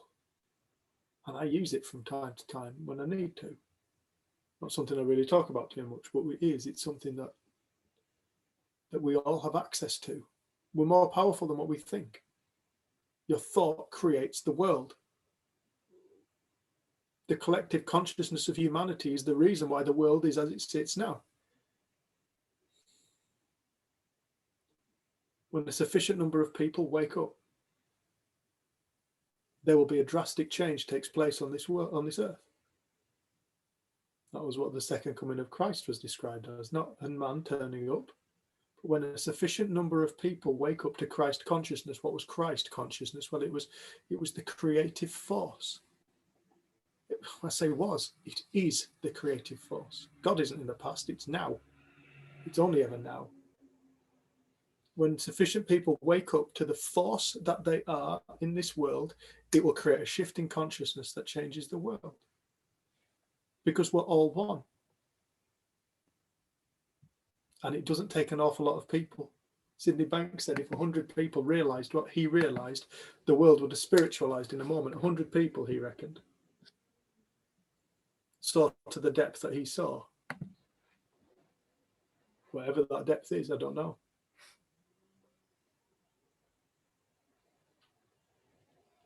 Well, this is it. If people want the world to change, we need to stop fighting it. We need to stop trying to change the world. We need to change ourselves. Our come from will be different. Our communication will be different. We will interact with the world differently. We create differently. It's very difficult trying to change a world. That's why nobody's ever managed it. But you look after your own world, you get to live in peace and harmony with yourself. You bring peace and harmony to the world. You bring love to the world. You are another person bringing love to the world. It doesn't take that many people. because it doesn't operate in the world of, like the physical world does, with its laws of physics. No, this doesn't work like that. This is far beyond that.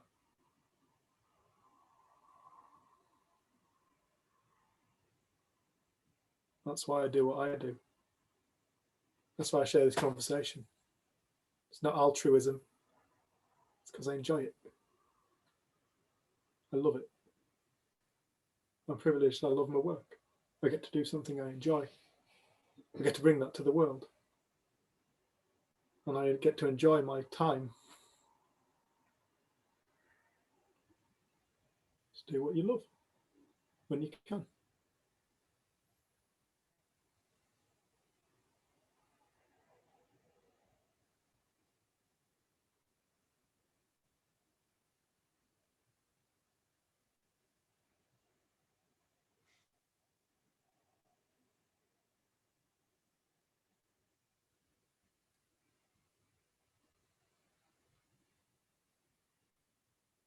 Thank you for getting up and coming on and sharing with us, Melissa.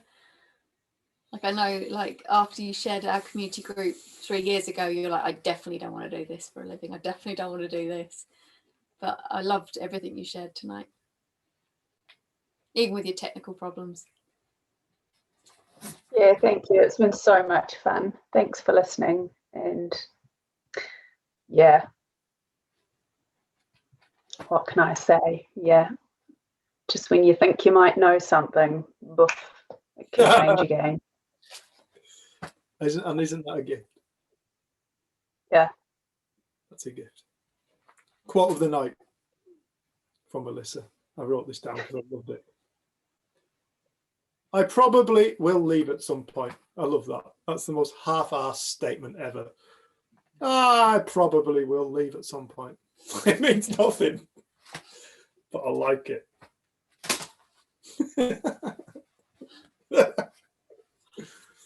Thanks, Mel. Let's me to a tea. Yeah, I'll probably leave at some point. Who knows? Maybe. A degree might come in handy at some point. Yeah, who knows? Who knows? Dan said, thanks, Melissa. It's been great listening to you. Thank you, David. You're welcome, dude. I'll see you tomorrow morning.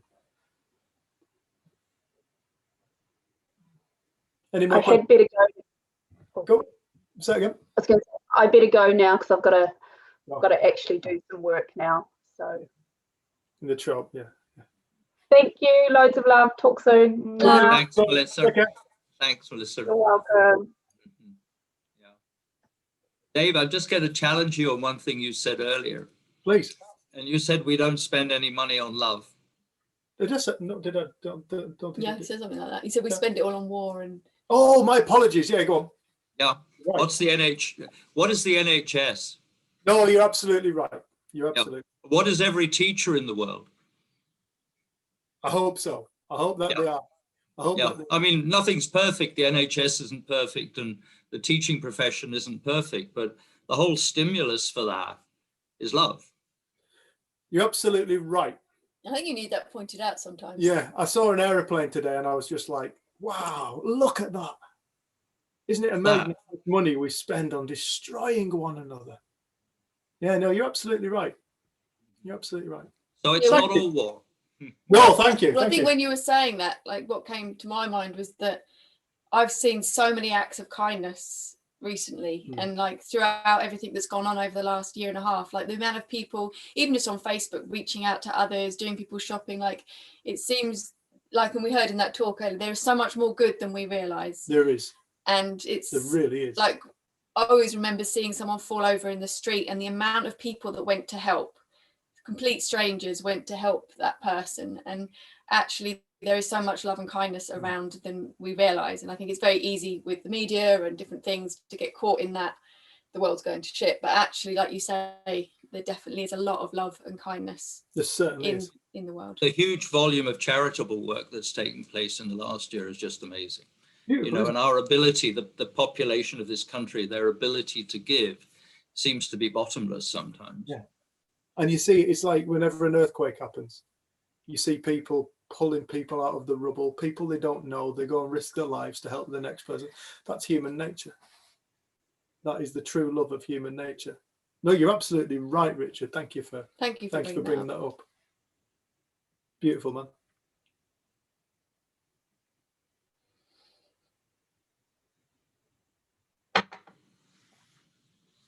You got any work? What are you knitting, Patricia? Sorry? What's Patricia knitting? Ah, this is for love. Oh, This is like, go on, you say. We're going to be grandparents in July. Felicity's sister's expecting a baby. oh, congratulations. So she's going to be an auntie again, isn't she? So for the last 2 grandchildren, I knitted a big blanket so that they can really cuddle up, even when they're toddlers and 5-year-olds. And so it's this baby's turn. Beautiful. That's just like proper grandma. That's right. Proper grandma. Beautiful. That's actually what I'm crocheting a blanket, or like spent all morning doing it really. For my niece is about to have a baby in April, so I've been making a blanket. I think homemade presents are just so nice. Well, it gives me such pleasure doing it. And my granddaughter, aged 10, when I was saying what I was doing, went upstairs and got hers down to show her aunties on Zoom what the finished article looked like. She still had it in her bedroom 10 years later. So that's lovely, isn't it? Got a bit of me in her bedroom, despite my being 120 miles away from her. Yeah. Beautiful. And her brother's got one of his own too. Yeah, that's nice. Thank you, Pat. Thank you. And good luck. Hope it all goes well. Thank you, everybody. Thank you. I'll pass it on. Yeah. Thank you, love. Thank you for a lovely night. We shall see you Thursday. Yes. Next Thursday. Thank you, guys. Thank you, Flick. Hi, Flag. Bye. Bye. Oh, family, you're all next to each other. That's nice. Right, we'll stop recording. Bye, guys. Bye, everyone. Okay.